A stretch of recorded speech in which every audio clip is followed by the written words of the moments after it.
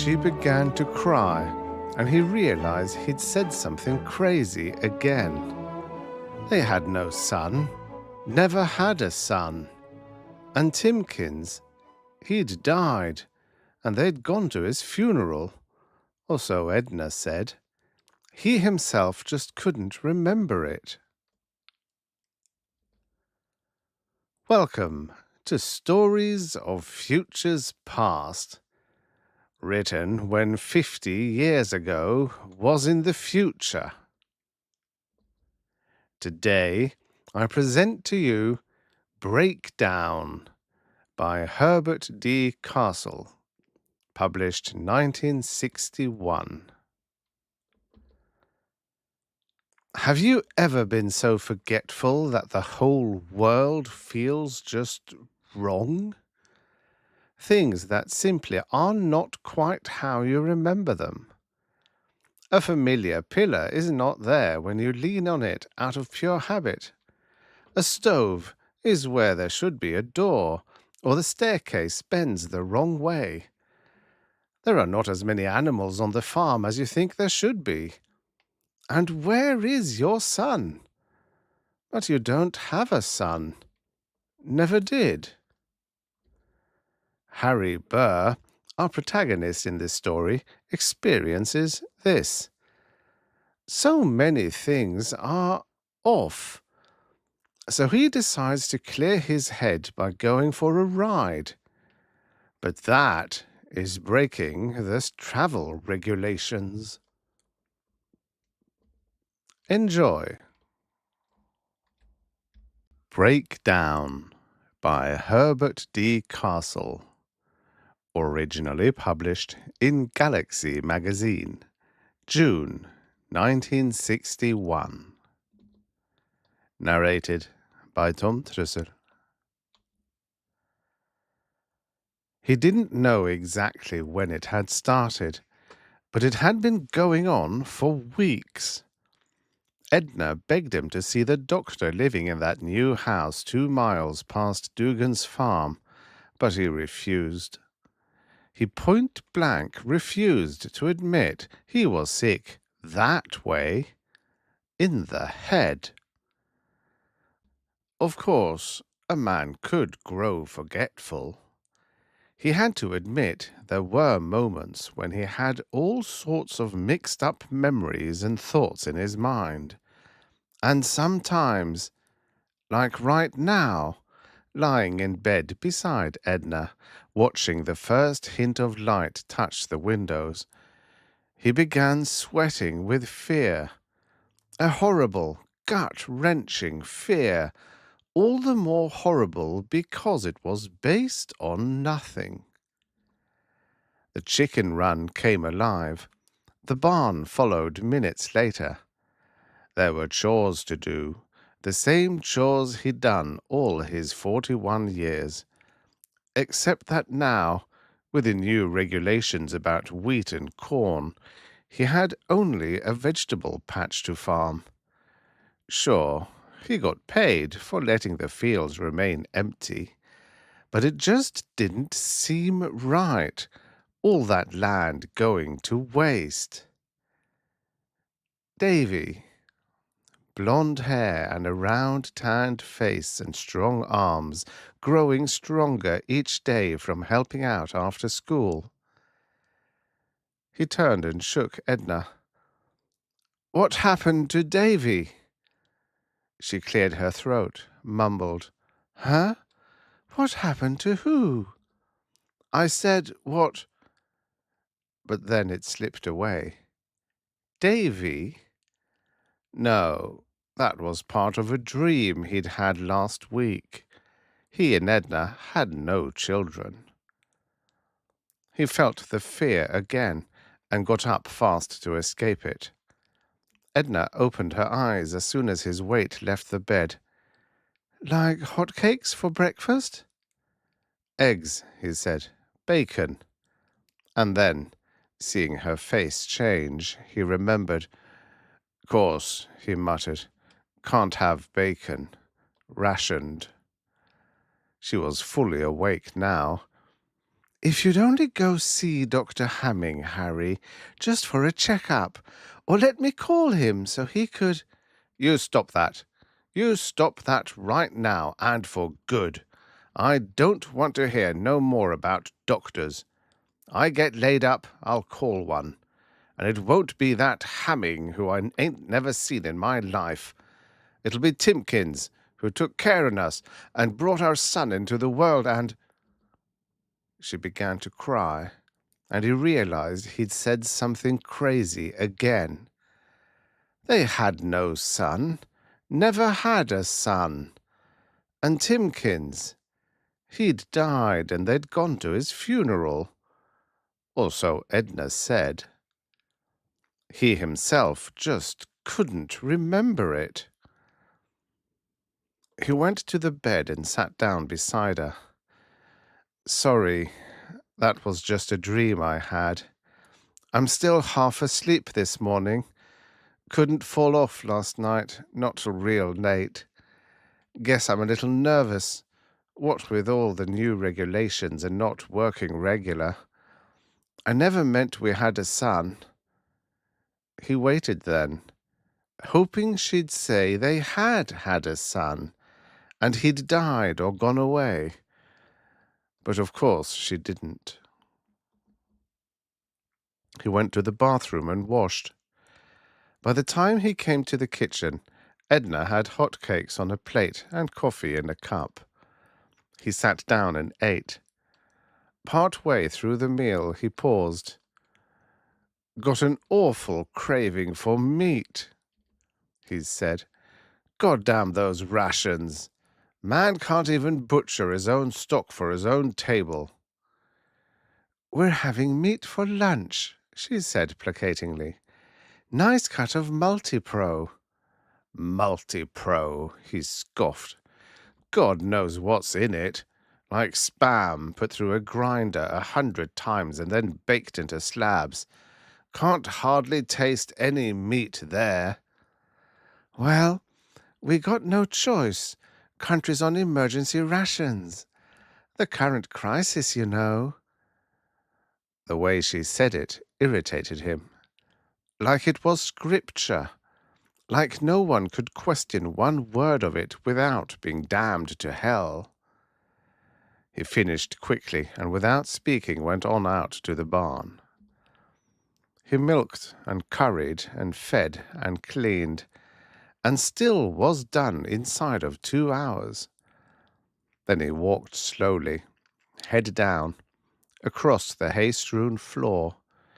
He stopped, put out his hand as if to find a pole or beam that was too familiar to require raising his eyes, and almost fell as he leaned in that direction. Regaining his balance after a sideward staggering shuffle, he looked around, startled. Why, this ain't the way I had my barn. He heard his own voice and stopped. He fought the flash of senseless panic.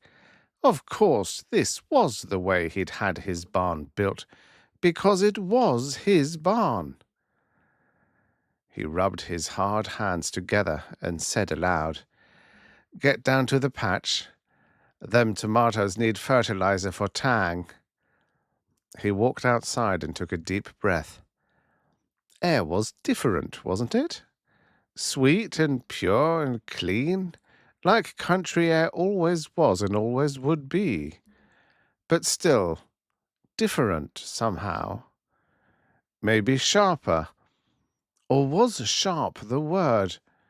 Maybe. He went quickly across the yard, past the pig pen. He'd had 12 pigs, hadn't he? Now he had 4, behind the house to where the half-acre truck farm lay greening in the sun. He got to work. Some time later, Edna called to him. Delivery last night, Harry. I took some. Pick up rest? Yes, he shouted. She disappeared. He walked slowly back to the house. As he came into the front yard, moving toward the road and the supply bin, something occurred to him. The car! He hadn't seen the old Chevy in how long? It'd be nice to take a ride to town, see a movie, maybe have a few beers. No, it was against the travel regulations. He couldn't go further than Walt and Gloria Shank's place.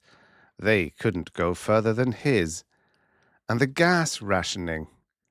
Besides, he'd sold the car, hadn't he? Because it was no use to him lying in the tractor shed. He whirled, staring out across the fields to his left. Why, the tractor shed had stood just 50 feet from the house. No, he'd torn it down. The tractor was in town, being overhauled and all. He was leaving it there until he had use for it. He went on toward the road, his head beginning to throb. Why should a man his age, hardly sick at all since he was a kid, suddenly start losing hold this way? Edna was worried. The Shanks had noticed it too. He was at the supply bin, like an old-fashioned wood bin, a box with a sloping flap lid. Deliveries of food and clothing and home medicines and other things were left here. You wrote down what you needed, and they left it, or whatever they allowed you, with a bill. You paid the bill by leaving money in the bin, and the next week you found a receipt and your new stuff and your new bill. And almost always you found some money from the government for not planting wheat or not planting corn. It came out just about even. He hauled out a sack of flour, half the amount of sugar Edna had ordered, some dried fruit, a new home kit medicine shelf. He carried it into the house and noticed a slip of paper pinned to the sugar bag, a television program guide. Edna hustled over excitedly. "Anything good on this week, Harry?" He looked down the listings and frowned. All old movies. Still only one channel. Still only from 9 to 11 at night. He gave it to her, turned away, then stopped and waited. He'd said the same thing last week, and she had said the films were all new to her. She said it now. "Why, Harry, I've never seen this movie with Clark Gable, nor the comedy with Red Skeleton, nor the other 5 neither." "I'm gonna lie down," he said flatly. He turned and stepped forward and found himself facing the stove. Not the door to the hall, the stove. "But the door," he began. He cut himself short. He turned and saw the door a few feet to the left, beside the table. He went there and out and up the stairs. They, too, had moved. They, too, weren't right. And into the bedroom and lay down. The bedroom was wrong. The bed was wrong. The windows were wrong. The world was wrong. Lord, the whole damned world was wrong. Edna didn't wake him, so they had a late lunch. Then he went back to the barn and let the 4 cows and 4 sheep and 2 horses into the pastures. Then he checked to see that Edna had fed the chickens right. They had only a dozen or so now. When had he sold the rest? And when had he sold his other livestock? Or had they died somehow? A rough winter? Disease? He stood in the yard, a tall, husky man with pale brown hair and a face that had once been long, lean, and strong, and was now only long and lean. He blinked grey eyes and tried hard to remember, then turned and went to the house. Edna was soaking dishes in the sink, according to regulations, 1 sinkful of dishwater a day, and 1 tub of bath water twice a week. She was looking at him. He realized his anger and confusion must be showing. He managed a smile. "You remember how much we got for our livestock, Edna?" "Same as everyone else," she said. "Government agents paid flat rates." He remembered then, or thought he did. The headache was back. He went upstairs and slept again, but this time he had dreams, many of them, and all confused and all frightening.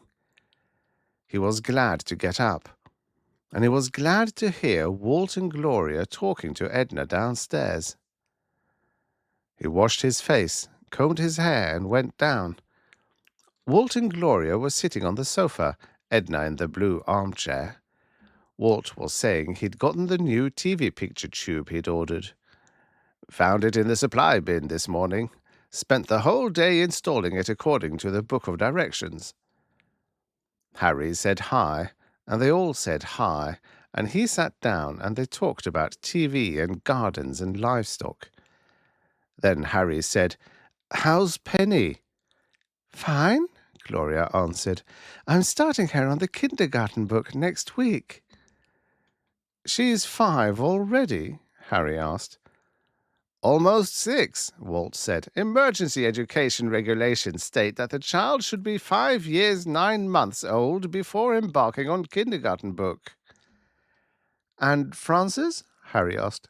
"Your oldest? She must be starting high—" He stopped because they were all staring at him, and because he couldn't remember Frances clearly. "Just a joke," he said, laughing and rising. "Let's eat. I'm starved." They ate in the kitchen. They talked, or rather Edna, Gloria, and Walt did. Harry nodded and said, "Uh-huh," and used his mouth for chewing. Walt and Gloria went home at 10:15. They said goodbye at the door, and Harry walked away. He heard Gloria whispering something about Dr. Hamming. He was sitting in the living room when Edna came in. She was crying. "Harry, please see the doctor." He got up. "I'm going out. I might even sleep out." "But why, Harry, why?" He couldn't stand to see her crying. He went to her, kissed her wet cheek, spoke more softly. "It'll do me good, like when I was a kid." "If you say so, Harry." He left quickly. He went outside and across the yard to the road. He looked up it and down it, to the north and to the south. It was a bright night with moon and stars, but he saw nothing, no one. The road was empty. It was always empty, except when Walt and Gloria walked over from the place a mile or so south. But once it hadn't been empty. Once there'd been cars, people. He had to do something. Just sitting and looking at the sky wouldn't help him. He had to go somewhere, see someone. He went to the barn and looked for his saddle. There was no saddle, but he'd had one hanging right behind the door. Or had he? He threw a blanket over Plum, the big mare, and tied it with a piece of wash line. He used another piece for a bridle, since he couldn't find that either, and didn't bother making a bit. He mounted, and Plum moved out of the barn and onto the road. He headed north, toward town. Then he realized he couldn't go along the road this way. He'd be reported. Breaking travel regulations was a serious offense.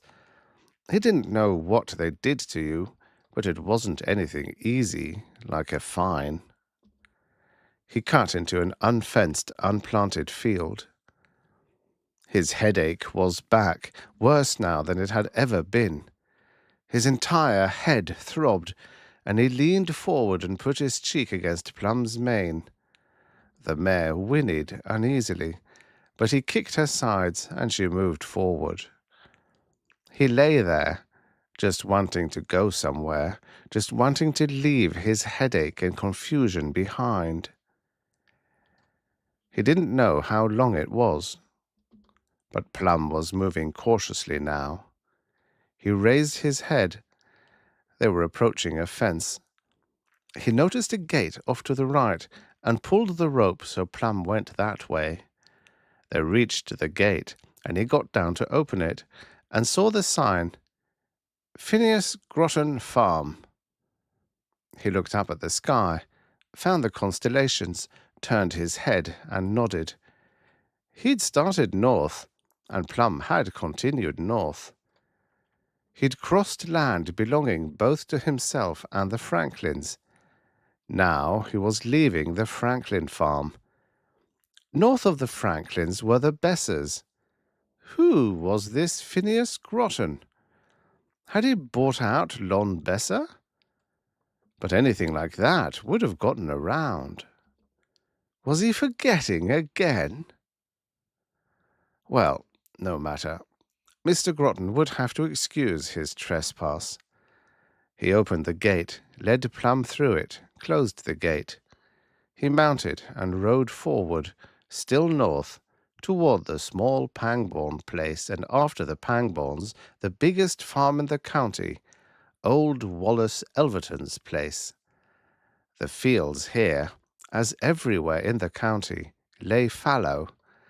Seemed as if the government had so much grain stored up they'd be able to get along without crops for years more.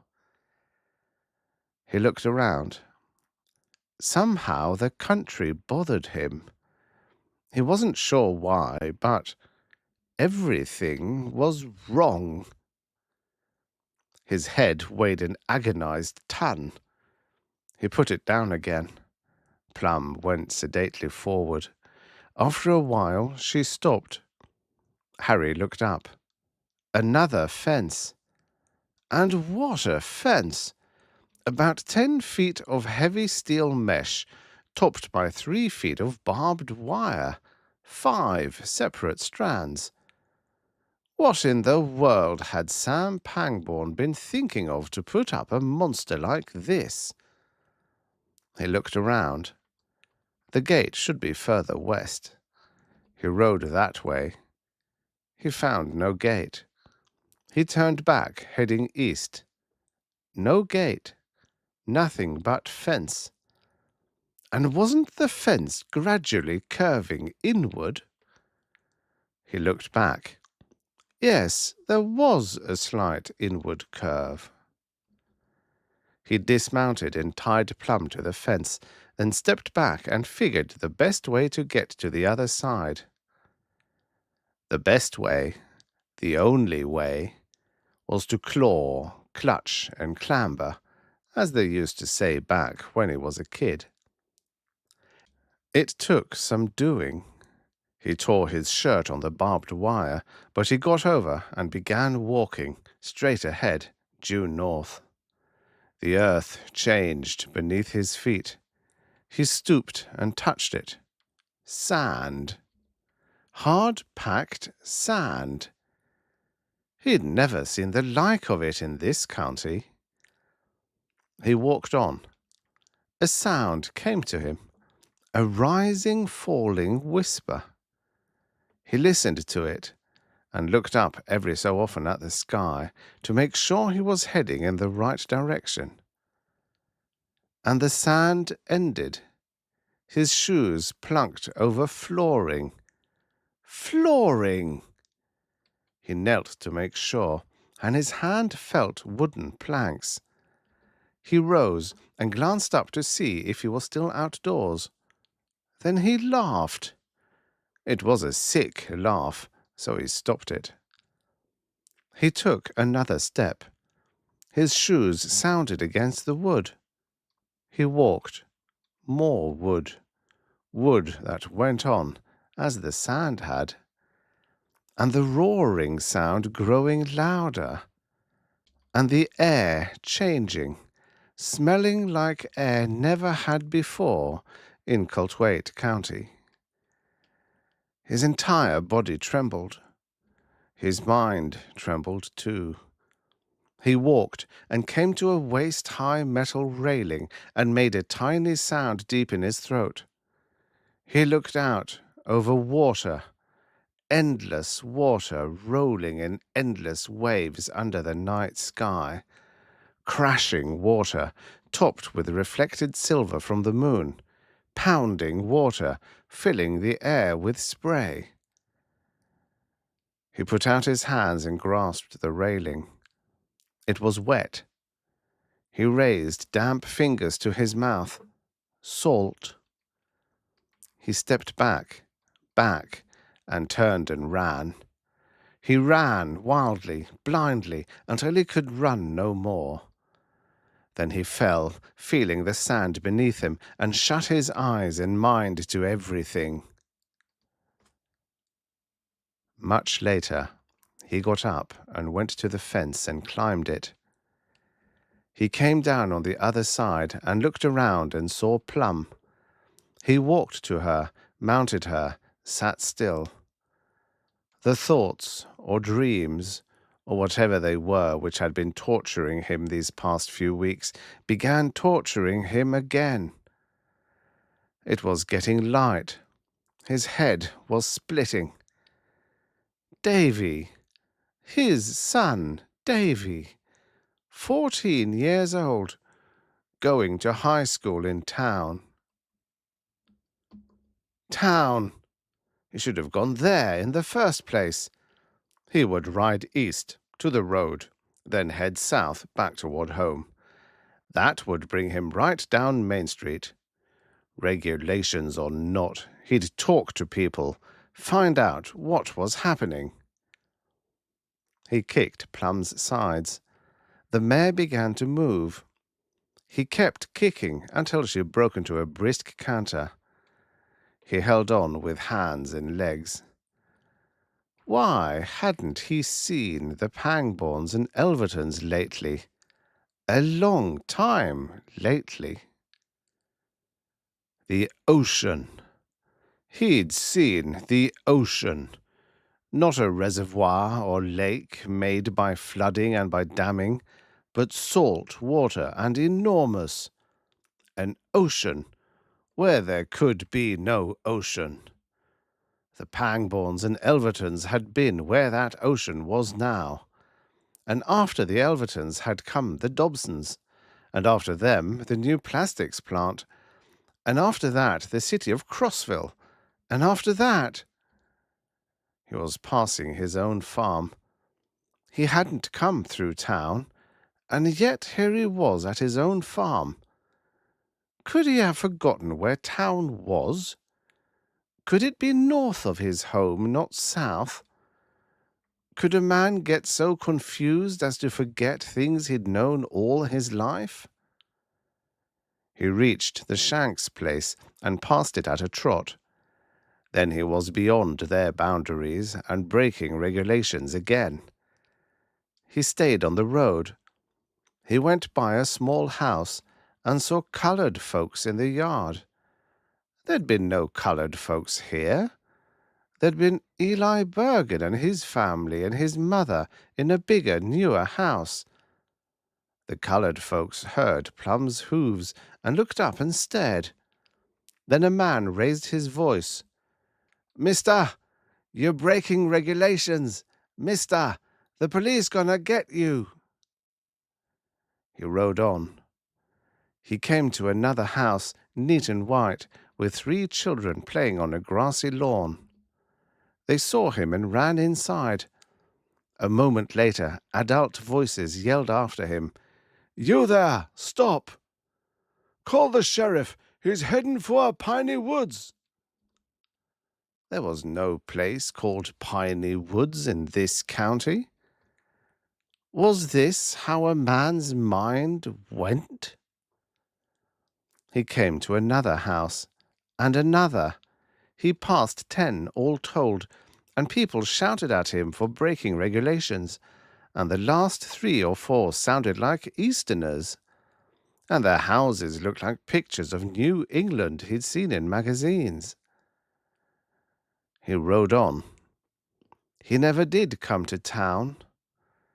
He came to a 10-foot fence with a 3-foot barbed wire extension. He got off plumb and ripped his clothing climbing. He walked over hard-packed sand and then wood and came to a low metal railing. He looked out at the ocean, gleaming in bright sunlight, surging and seething endlessly. He felt the earth sway beneath him. He staggered and dropped to his hands and knees and shook his head like a fighter hit too many times. Then he got up and went back to the fence and heard a sound. It was a familiar sound, yet strange, too. He shaded his eyes against the climbing sun. Then he saw it. A car! A car! It was one of those tiny foreign jobs that run on practically no gas at all. It stopped beside him, and 2 men got out. Young men with lined, tired faces. They wore policemen's uniforms. "You broke regulations, Mr. Burr. You'll have to come with us." He nodded. He wanted to. He wanted to be taken care of. He turned toward Plum. The other officer was walking around the horse. "Rode her hard," he said, and he sounded real worried. "Shouldn't have done that, Mr. Burr. We have so very few now." The officer holding Harry's arm said, "Pete." The officer examining Plum said, "It won't make any difference in a while." Harry looked at both of them and felt sharp, personal fear. "Take the horse back to his farm," the officer holding Harry said. He opened the door of the little car and pushed Harry inside. He went around to the driver's side and got behind the wheel and drove away. Harry looked back. Pete was leading Plum after them. Not riding her, walking her. "He sure must like horses," he said. "Yes." "Am I going to jail?" "No." "Where then?" "The doctor's place." They stopped in front of the new house 2 miles past Dugan's farm. Except he'd never seen it before. Or had he? Everyone seemed to know about it. Or was everyone only Edna and the Shanks? He got out of the car. The officer took his arm and led him up the path. Harry noticed that the new house was big. When they came inside, he knew it wasn't like any house he'd ever seen or heard of.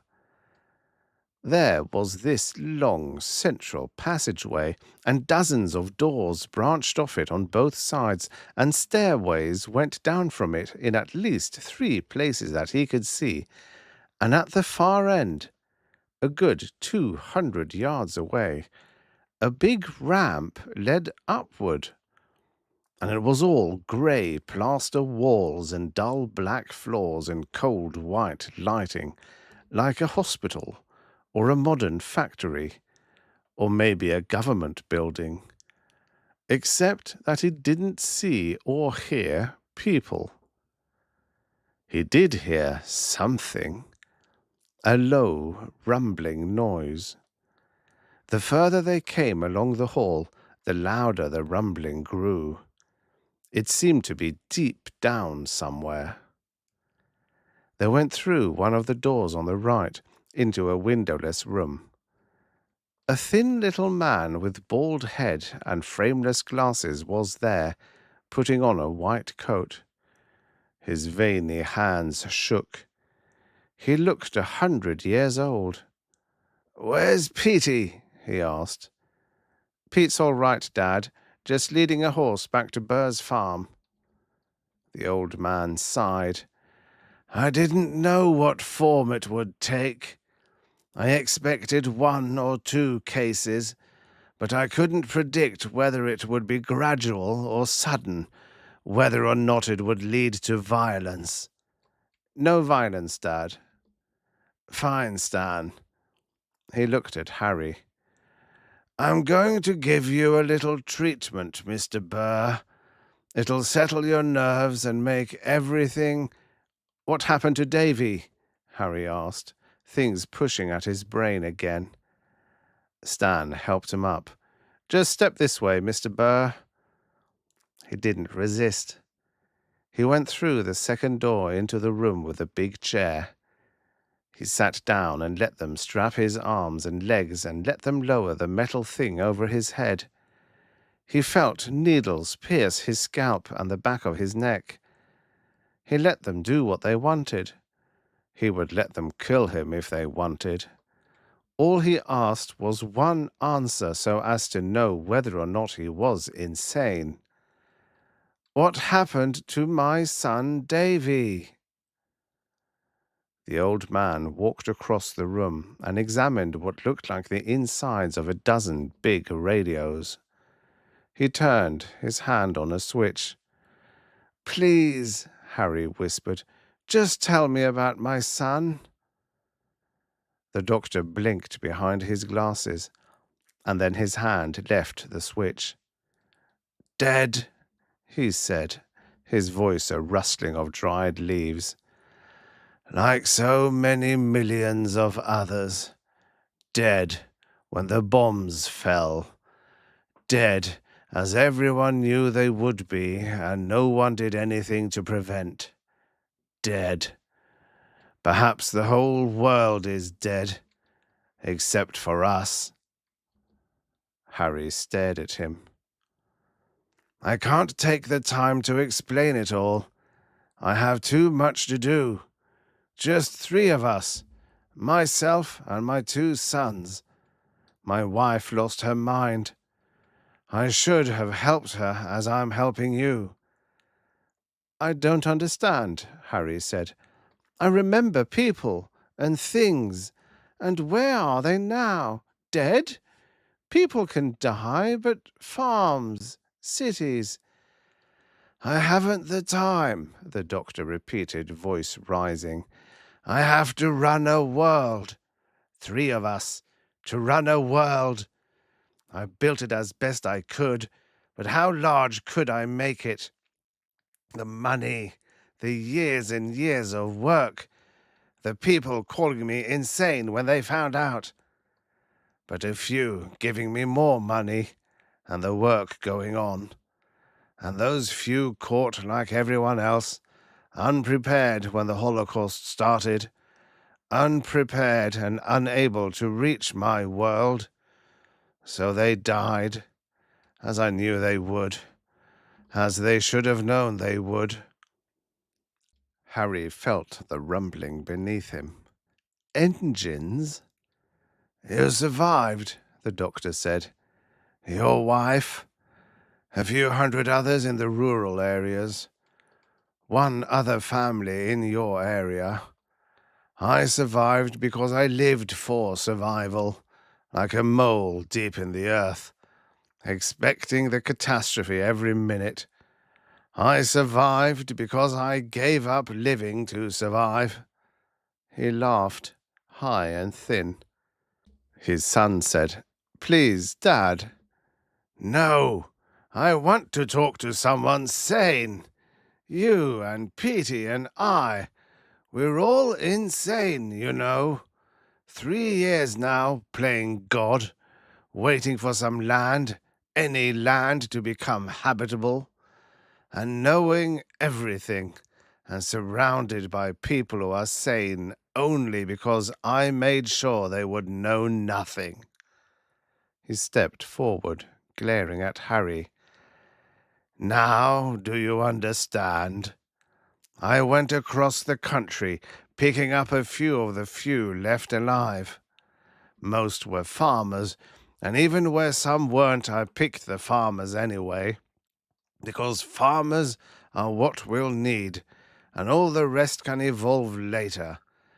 I put you and the others, 86 all told, from every section of the country.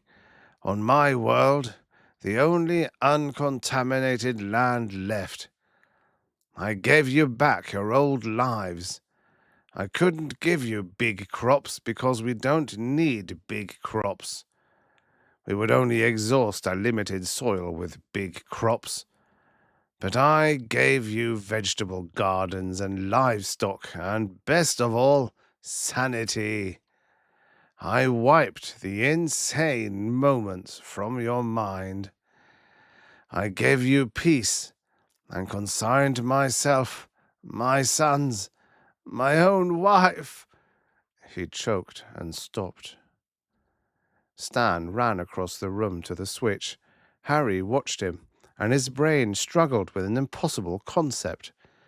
He heard the engines and remembered the ocean on 2 sides. On 4 sides, had he bothered to check south and east. On all sides, if that fence continued to curve inward. Ocean. And there was no ocean in Iowa. And this wasn't Iowa. The explosions had ripped the world, and he'd tried to get to town to save Davy, and there'd been no town, and there'd been no people, and there'd been only death and poison in the air, and even those few people left had begun to die, and then the truck with the huge trailer had come, the gleaming trailer with the little man and his trembling wife and his 2 sons. Suddenly he understood. An understanding brought not peace, but the greatest terror he'd ever known. He screamed, "We're on!" But the switch was thrown, and there was no more speech. For an hour. Then he got out of the chair and said, "Sure glad I took my wife's advice and came to see you, Dr. Hamming. I feel better already, and after only one— what do you call these treatments?" "Diathermy," the little doctor muttered. Harry gave him a $5 bill. The doctor gave him 2 singles in change. "That's certainly reasonable enough," Harry said. The doctor nodded. "There's a police officer in the hall. He'll drive you home so there won't be any trouble with the travel regulations." Harry said, "Thanks. Think we'll ever see the end of travel regulations and rationing and all the rest of the emergency?" "You will, Mr. Burr." Harry walked to the door. "We're on an ark," the doctor said. Harry turned around, smiling. "What?" "A test, Mr. Burr. You passed it. Goodbye." Harry went home. He told Edna he felt just great. She said she'd been worried when an officer found Plum wandering on the road. She thought maybe Harry had gone off somewhere and broken travel regulations. "Me?" he exclaimed, amazed. "Break travel regulations? I'd as soon kill a pig." The End. About the author. Herbert David Kastle, born 1924, died 1987, is better known for his other fiction than for his science fiction. A disabled veteran of the U.S. Air Force after 3 years' service during World War II, he went on to take his Masters of Arts at New York University. He is attributed the following quote: "I write because I dislike intensely all other forms of making a living." And write he did, across several different genres, including but not limited to hard-boiled detective stories, romances, westerns, thrillers, and comic books, mainly the titles Brain Boy and Magnus Robot Fighter. and at last finding commercial success with a number of steamy, fast-paced mainstream thriller novels of the type featuring pretty women in scanty clothing, smoking guns, and/or wealthy men of action on the covers, from the 1960s through the 1980s, all of them being heavy on the steamy part. Well, at least for the times. The UK editions went extra hard on this aspect, featuring wraparound pictures of pretty ladies lying down in various states of déshabillé. He edited the final two issues of Startling Stories in 1955, the same year he started publishing his own writings. In all, he published 6 science fiction short stories between 1955 and 1963, plus a steamy science fiction novel called The Reassembled Man in 1964. He also wrote The God on the 36th Floor in 1963, which is one of my all-time favorite short stories. You can find my narration of it in the back library videos section. The text of this story is in the public domain, and the ebook can be downloaded for free from Project Gutenberg at gutenberg.org. Link in the description below.